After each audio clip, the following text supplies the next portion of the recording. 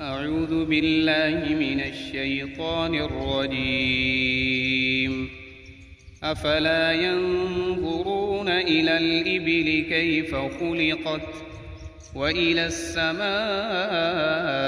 كيف رفعت وإلى الجبال كيف نصبت وإلى الأرض كيف سطحت فذكر إنما أنت مذكر لست عليهم بمسيطر إلا من تولى وكفر فيعذبه الله العذاب الأكبر إن إلينا إيابهم ثم إن علينا حسابهم.